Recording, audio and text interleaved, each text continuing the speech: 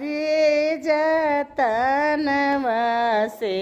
पोसलो हम सुंदर धियवा से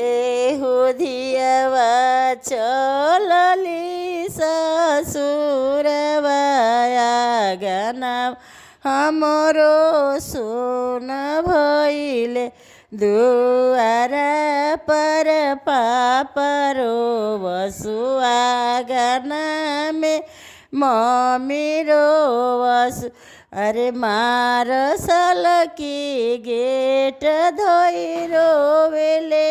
कवन भैया बहिना हमरो ससुर तीन भैली ससुर में ससुर हो ससुआ घरवा में सासु हो।